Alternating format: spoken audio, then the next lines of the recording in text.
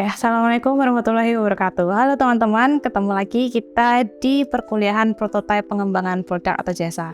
Nah, pada kesempatan kali ini kita akan membahas sebuah materi yang penting untuk kita ketahui, yang mana itu merupakan salah satu materi pokok gitu ya untuk pengembangan sebuah prototipe. Dan pada kesempatan kali ini kita dibersamai oleh narasumber kita, yang mana narasumber ini memang seseorang yang sudah profesional atau ahli di bidang prototyping, di bidang topik yang akan kita bahas hari ini juga, yaitu terkait user experience. Nah, selamat siang Mas Ucil, saya panggilnya ya, Mas Ucil atau Pak Langgeng gitu. Yeah. Nah, ini Pak Langgeng atau Mas Ucil ini adalah salah satu senior di bidang UX, yang mana pada kesempatan kali ini akan memberikan materi atau sharing dengan kita terkait apa itu user experience. Nah, sebelumnya mungkin Pak Langgeng atau Mas Ucil, kita bisa kenalan dulu dengan teman-teman. Iya. Silakan. Oke, baik. Selamat siang teman-teman semua. Perkenalan dulu. Seperti yang tadi Bu Mir Atun sudah sampaikan, nama saya Langgeng. Cuman teman-teman kantor biasanya manggil saya Ucil. Jadi ya kalau di kelas prototype itu teman-teman juga banyak manggil saya Ucil juga. Jadi salam kenal. Saya saat ini aktif bekerja sebagai product designer di salah satu perusahaan B2B e-commerce di Jakarta. Namanya Ula. Terus kemudian saat ini atau sejauh ini sudah berkecimpung di bidang user experience, subjek user experience itu sekitar 6 tahun lebih lah. Sekitar 6 tahun, ya mungkin kira-kira itu perkenalan singkatnya, Bu. Oke, sudah 6 tahun berkecimpung di dunia UX gitu ya. Berarti kalau untuk Mas Ucil sendiri, UX itu bukan sesuatu yang asing gitu ya, karena sudah familiar. Sudah lama sih sebenarnya, iya. Oke, tapi untuk teman-teman di 4D-PHI barangkali ada yang baru sekali ini mengetahui istilah UX, baru dengar sekarang, atau sebelumnya juga belum pernah mengenal istilah itu. Mungkin bisa dijelaskan dengan gambaran gitu Pak, untuk biar teman-teman paham apa sih itu sebenarnya UX. Iya, oke. Kalau kita mengenal UX, kalau kita berusaha untuk memahami bagaimana pengertian dari UX itu sendiri, sebenarnya UX itu kan adalah singkatan dari user experience. User experience itu kita artikan menjadi sebuah pengalaman yang dialami oleh user atau pengguna terhadap interaksinya terhadap sebuah barang ataupun service ataupun jasa, kita sebutnya seperti itu. Nah, user experience itu sendiri itu adalah ya seperti tadi yang saya bilang ya, itu sebuah pengalaman yang dialami oleh user atau pengguna itu dari hasil dia berinteraksi terhadap produk ataupun service. Salah satu contoh simpelnya itu adalah bagaimana kita mendapatkan sebuah pengalaman tertentu itu ketika katakanlah kita duduk di sofa ini, seperti itu. Nah, kalau kita berbicara terkait dengan produk ya, ini kita berbicara user experience dalam umum ya, dalam hal yang sangat umum sekali, yang kita sering jumpai. Bagaimana sebuah produk itu tuh membantu kita untuk melakukan aktivitas katakanlah duduk saja, gitu. Nah, kursi yang selama ini kita kenal itu memiliki banyak sekali jenis kan tuh, banyak sekali jenis. Ada kursi roda untuk yang mungkin terkendala ketika berjalan, gitu. Terus kemudian atau untuk yang user yang disable gitu ya. Terus kemudian juga ada kursi dingklik yang biasanya kita pakai untuk cuci di rumah gitu kan, kursi dingklik. Ada juga kursi kerja dan kursi sofa seperti yang sekarang. Nah, setiap jenis kursi itu pasti membawa experience masing-masing berdasarkan fungsinya gitu. Kursi kerja itu dibikin senyaman mungkin, sedinamis mungkin, karena dia berusaha untuk menyelesaikan sebuah problem atau kebutuhan user untuk membantu mereka dalam proses bekerja. Seperti yang kita tahu kan normalnya kan orang bekerja sekitar 7-8 jam per hari seperti itu. Ya, jadi bisa kita bayangkan lah ya, ketika kita memiliki aktivitas pekerjaan tapi kursi yang kita pakai itu kursinya dingklik. Jadi ngerjainnya kayak gini. Itu kan pasti nggak enak. Experience yang kita dapatkan itu kan pasti tidak nyaman. Mungkin punggung sakit, terus dengkulnya juga sakit, ya seperti itu. Maka seorang product designers itu perlu memahami yang namanya user experience tadi, sehingga design approach atau hasil desain yang mereka hasilkan itu sesuai dengan kebutuhan usernya gitu.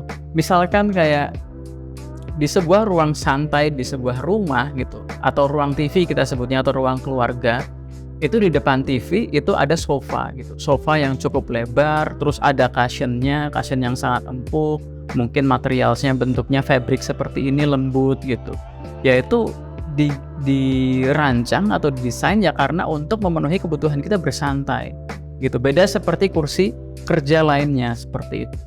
Nah, namun ketika kita berbicara user experience, tidak selalu desain yang bagus atau yang nyaman seperti sofa ini itu bagus, tidak selamanya bagus seperti itu. Artinya seperti ini, itu akan selalu berkaitan sama konteksnya, di mana produk tersebut akan digunakan.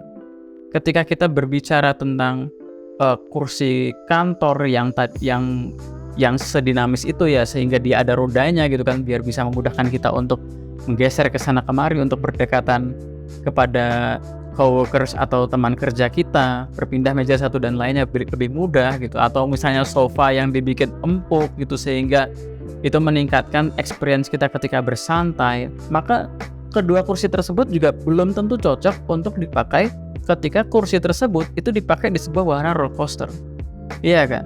Wahana roller coaster itu kalau teman-teman pernah ke Dufan atau ke wahana hiburan lainnya gitu ya, kursi roller coaster itu selalu mengedepankan yang namanya keamanan seperti itu. Maka ada yang namanya seat belt di situ. Kursinya pun juga tidak empuk kan, dan tidak bisa pindah ke tempat satu dan lainnya ya, karena ada faktor keamanan, sehingga produk tersebut itu dirancang seperti itu gitu. Jadi ketika kita berbicara terkait user experience, itu kita juga berbicara terkait konteks di mana sebenarnya problem apa sih yang mau kita selesaikan, atau kebutuhan user yang seperti apa sih, sehingga kita perlu mencari solusinya seperti apa. Dalam rangka pendekatannya ya bentuknya mungkin desain produk ataupun desain service. Kalau tadi kita berbicara tentang produk gitu, nah sekarang kalau user experience yang berkaitan dengan service, itu sesimpel kayak ketika teman-teman itu masuk di sebuah cafe gitu kan, mungkin kafenya kopi gitu yang lebih mudah sampelnya gitu. Kita masuk ke sebuah cafe kopi gitu atau coffee shop. Ketika kita masuk itu ada aroma bean atau aroma kopi di situ, sehingga kita mencium ada bau kopi. Terus kemudian ketika kita masuk, terus kemudian kopinya enak, terus kemudiannya pelayannya ramah, kita dapat sapaan yang hangat, ditanyain lagi kayak lagi sibuk ngapain nih mas gitu, terus lama nggak ketemu. Nah hal-hal kayak gitu tuh adalah hal-hal yang sebenarnya kita bisa merasakan apa itu UX gitu sih. Lebih seperti itu sih kalau pengertian UX pada umumnya sih, gitu sih. Semoga bisa memberikan gambaran yang jelas ya teman-teman. Oke, berarti sebenarnya kalau UX itu tidak melulu berkaitan dengan sesuatu yang berbau teknologi dan digital ya? Iya betul, mereka user experience itu saat ini banyak kaitannya sama teknologi, karena sebenarnya sesuatu hal yang memang sedang banter-banternya, sedang maju-majunya itu adalah teknologi gitu loh, perkembangan teknologi zaman sekarang gitu. Saat ini itu tuh siapa sih yang tidak memiliki smartphone gitu. Nah artinya para pelaku bisnis yang dulunya itu katakanlah orang itu misalnya untuk membeli sesuatu harus ke toko, untuk promosi mungkin dia harus bikin poster atau membayar uang di sebuah televisi untuk menayangkan iklan gitu. Ya mereka biasanya mengembangkan bisnis mereka itu sehingga accessible atau mudah diakses oleh pengguna lainnya, dan skalanya kan cukup banyak ya. Siapa dari teman-teman yang tidak punya Android gitu, pasti lebih banyak pengguna Android kalau di Indonesia gitu kan dibandingkan mungkin Apple gitu. Cuman Apple pun juga banyak gitu. Maka biasanya perusahaan-perusahaan yang saat ini yang mereka memiliki concern untuk mengembangkan bisnisnya di era teknologi ya, maka pendekatannya adalah membuat sebuah aplikasi seperti itu.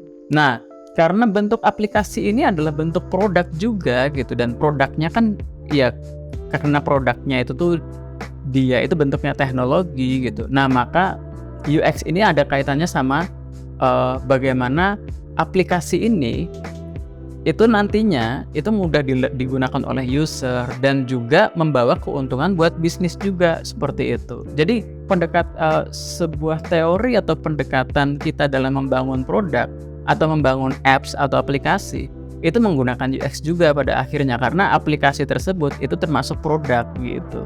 Oke, berarti di sini kita dapat benang merahnya. Jadi sebenarnya kalau UX itu dari dulu tuh ada. Dari dulu, sejak barangkali belum perkembangan teknologi belum seperti sekarang gitu ya. Sampai sekarang dia ngikut dengan perkembangan teknologi, ternyata UX juga berdampak juga, ikut serta di situ gitu. Jadi gambaran perkembangan UX sendiri kalau secara lebih detailnya gimana sih Mas dari dulu sampai sekarang gitu? Ya, sebenarnya kalau menurut saya ya, perkembangan user experience itu dia berbarengan sama bagaimana strategi bisnis itu juga berkembang seperti itu.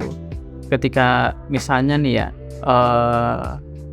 zaman dulu gitu, misalkan ketika kita mau nginep di sebuah hotel aja ya, katakanlah kita belum punya smartphone, kita belum tahu adanya aplikasi gitu. Atau mungkin kayak gini deh, yang relate banget, yang mungkin teman-teman juga relate ya. Itu dulu zamannya handphone itu Symbian gitu, atau zamannya era Nokia zaman dulu. Itu kan cara kita untuk membeli handphone tertentu, itu kan kita kadang-kadang beli tabloid ponsel kan. Oke. Iya, terus kemudian kita compare tuh fiturnya apa aja sama ponsel lain seperti apa gitu. Kita menggunakan koran atau tabloid ya pada saat itu ya. Terus kita tahu komparasi harganya dan lain sebagainya gitu. Nah, ketika perkembangan teknologi itu ada gitu, nah fungsi koran ini tergantikan gitu. Yang tadinya katakanlah kita harus menunggu edisi tertentu gitu terbit sehingga kita tahu informasi terbaru. Nah, sekarang dengan adanya internet gitu dan teknologi juga gitu, perusahaan yang tadinya merilis sebuah tabloid itu mereka membangun sebuah website gitu kan, yang accessible diakses oleh siapapun, kapanpun dan dimanapun, asalkan kita ngetik URL address atau alamat websitenya, maka bisa diakses dan kita bisa mengcompare sesuai kebutuhan kita gitu. Kamu mau handphone yang seperti apa nih, yang untuk untuk merek tertentu kah, atau yang kisaran harganya berapakah, seperti itu.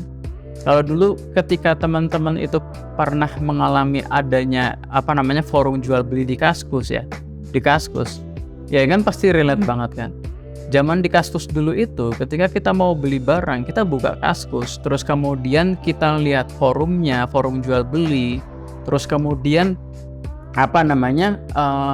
ketika kita beli sebuah barang, ada namanya rekening bersama, ya kan? Rekening bersama di situ ada karena sebelumnya transaksi jual beli di forum jual beli Kaskus itu ada resikonya itu adalah fraud atau penipuan. Kita sudah mentransfer sejumlah uang, barang tidak datang, seperti itu. Sehingga pada saat itu ada rekening bersama atau rekber. Rekber itu sebagai orang yang menjembatani atau pihak yang menjembatani antara penjual dan pembeli, sehingga uang tersebut disimpan dulu di rekening bersama. Kemudian ketika barang itu sampai dan confirm nih barang sesuai dengan yang kita beli, baru uang itu diteruskan ke penjual, kan seperti itu. Nah, maka di situ akhirnya seiring berkembangnya teknologi, itu yang menjadi cikal bakal bagaimana e-commerce di Indonesia terjadi gitu. Pada saat ini teman-teman pasti sering banget lah menggunakan yang namanya Tokopedia, Bukalapak, Shopee, ada banyak lagi lah, jadi.id dan lain sebagainya. Itu sebenarnya juga bagaimana peran teknologi atau strategi bisnis itu untuk menjawab kebutuhan dari usernya gitu loh. Oh, kalau di FJB Kaskus kekurangannya seperti ini loh. Kita mungkin harus membayar ininya sejumlah uang tertentu untuk rekbernya, jasa rekbernya gitu. Terus kemudian belum lagi kayak mungkin jenis dari produk yang dijual juga kurang variatif atau seperti apa. Nah, maka ada yang namanya e-commerce seperti itu. Jadi perkembangan UX pada saat ini itu akan berkembang seiring dengan kebutuhan user itu sendiri sih. Selama ada problem, kemampuan product designer itu adalah ya untuk menjawab persoalan yang ada gitu. Seperti itu sih. Oke, berarti kalau UX itu berkaitan dengan tujuan ya, apa itu tujuannya gitu ya. Kalau tujuannya memang membuat nyaman, maka dibuat nyaman gitu. Iya, jadi kemampuan product designer atau UX designer itu adalah memahami konteks dari persoalan tadi gitu. Ketika teman-teman sebagai product designer diminta untuk membuat wahana tertentu ya, mungkin ya kayak rumah hantu atau mungkin kayak yang wahana labirin ya, kita sebagai product designers gitu, atau kita mau menciptakan UX yang sesuai dengan konteksnya, ya pasti akan membuat ya mungkin semacam kesulitan, terus sesuatu yang mungkin menyeramkan buat usernya gitu. Maka tidak selalu berkaitan dengan kenyamanan gitu. Jadi kayak ya konteks always matter gitu sih. Oke. Cukup jelas ya teman-teman ya, dari awal yang mungkin kita nggak tahu apa itu UX, kemudian dijelaskan sedemikian rupa bahwa UX itu nggak selalu berkaitan dengan sesuatu yang berbau digital atau teknologi. Ternyata perkembangannya dari dulu sampai sekarang tuh ada, bahkan besok ke depan juga masih terus berkembang lagi, dan kata kuncinya adalah berkaitan dengan tujuan yang akan dicapai dari sebuah produk itu apa. Nah, itu adalah UX. Mungkin itu untuk topik pertama Pak Langgeng yang kita diskusikan hari ini. Nanti kita akan lanjut lagi di topik selanjutnya yang juga masih berkaitan erat dengan apa yang akan kita kembangkan dalam sebuah prototype. Maka kita akan lanjut di video selanjutnya. Terima kasih banyak untuk materinya kali ini. Terima kasih banyak teman-teman, selamat belajar, semoga diberikan kemudahan, sampai jumpa di video selanjutnya. Terima kasih, wassalamualaikum warahmatullahi wabarakatuh. Waalaikumsalam.